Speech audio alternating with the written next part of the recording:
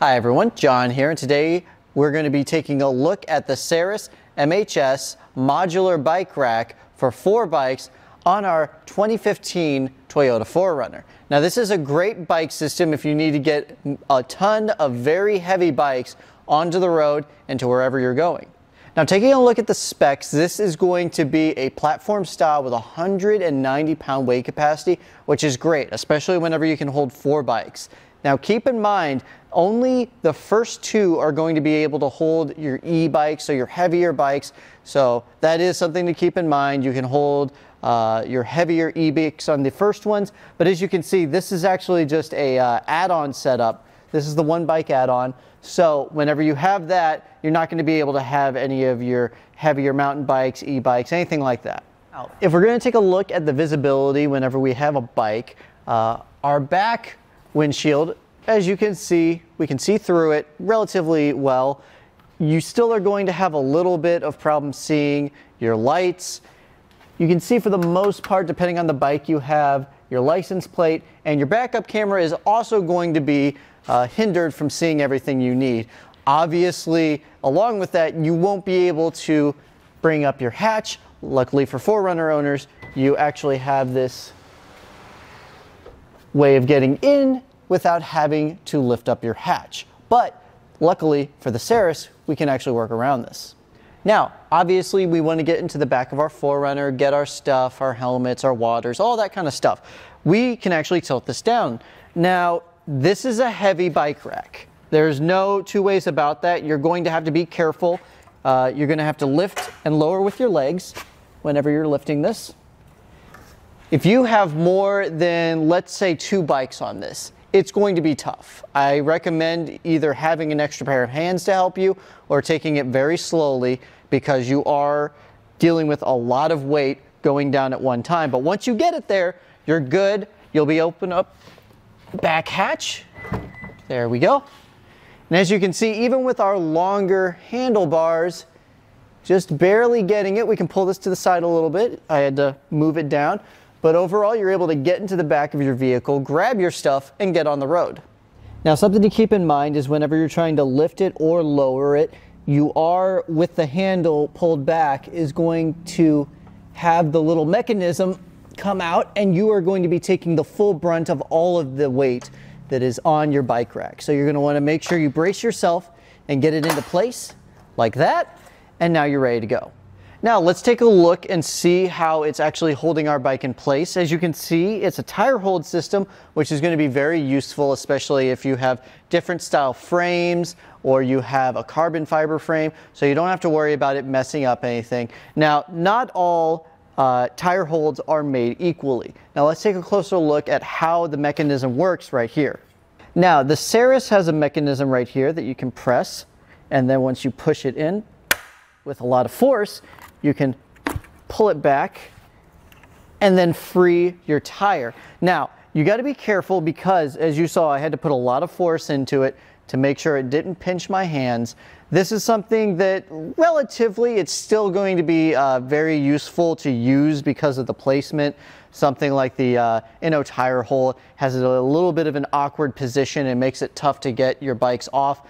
But compared to other ones like the Thule Helium, I believe that whenever it's at the end and you have a little bit of an easier time pulling it, it's going to be best overall, though it still works just as fine. Now we're going to take the bike off to take a closer look at the bike rack itself. First thing we have to do is take off the integrated cable lock. This is really nice that Saris put this on every single one of the bike rack holders. So all we have to do is undo that, put it back in place. It's nice and comfy right in the middle of the rail system. There we go. And then from here, all we have to do is undo the strap. Now this strap's just kind of a secondary precaution. I do like that they put that there. You can move it back and forth. So let's say that you have longer bikes, shorter bikes, you can just move it back and forth as you need.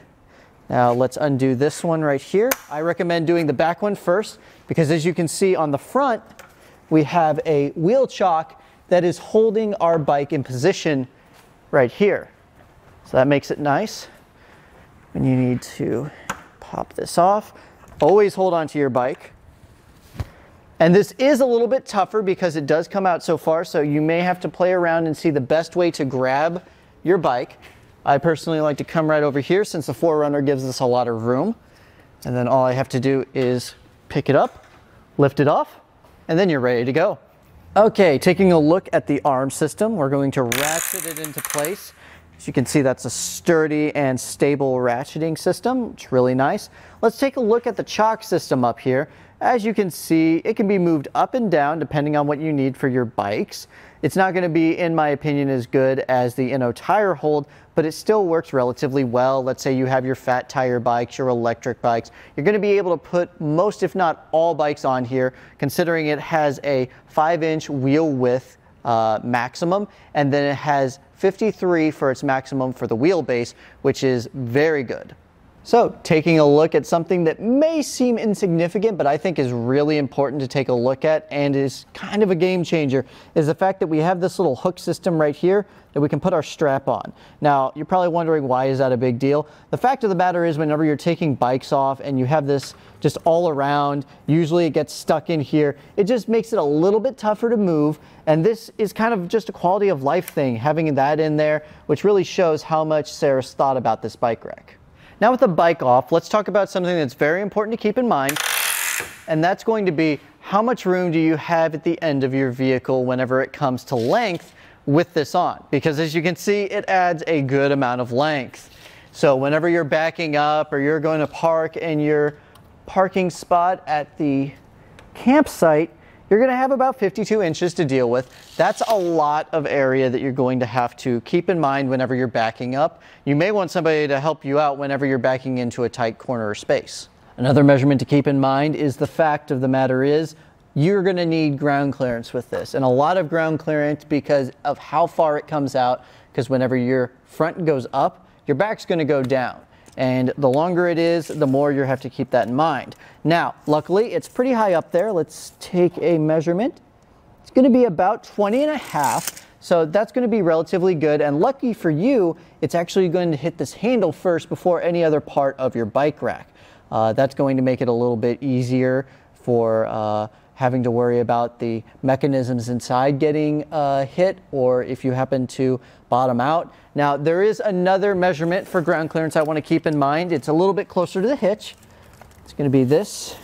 This is going to be the closest place to the ground, and it's going to be 17 inches. So overall, you shouldn't have to worry too much about ground clearance.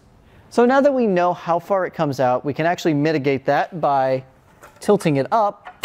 So as you tilt it up, it's going to hit that first part right here. This is going to kind of just help whenever you're trying to get it into place.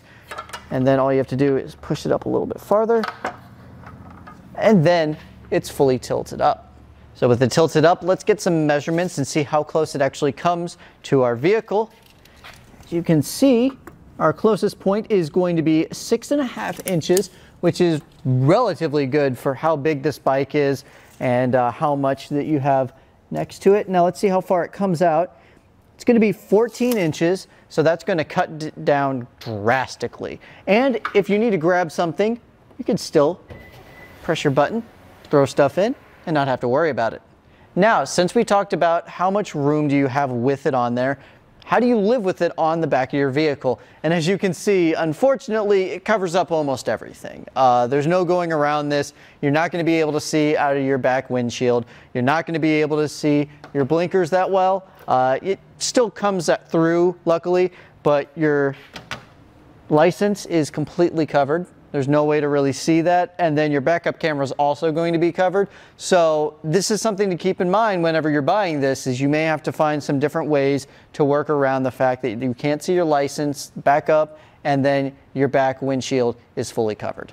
So taking a look at the hitch, as you can see, it's a 2-inch hitch, and we're going to have not only an anti-rattle system, but we are also going to have a lock, which is very nice. It's going to be key-to-like with the rest of your locks.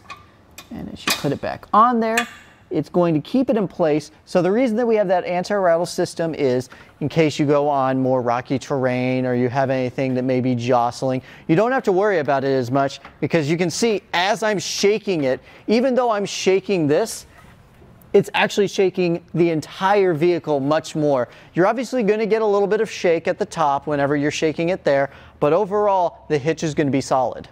Now, like I said, with the shaking at the top, along with how heavy it is and how much room it takes up, you probably don't want to leave this on your vehicle for too long, other than going to and fro in a couple different places. You're going to want to put it away whenever it's the off season or something like that. So there's a couple different ways you can try to get it off your vehicle. You could tilt it down, take all of these off, and then it'll be most likely for most people light enough for you to lift it off by yourself. You could have a friend help you get the entire thing off, but even then, if you have a friend, still a chance that you could hurt yourself with how heavy it is. That's why I recommend you getting a dolly like this that is specifically for this Saris bike rack.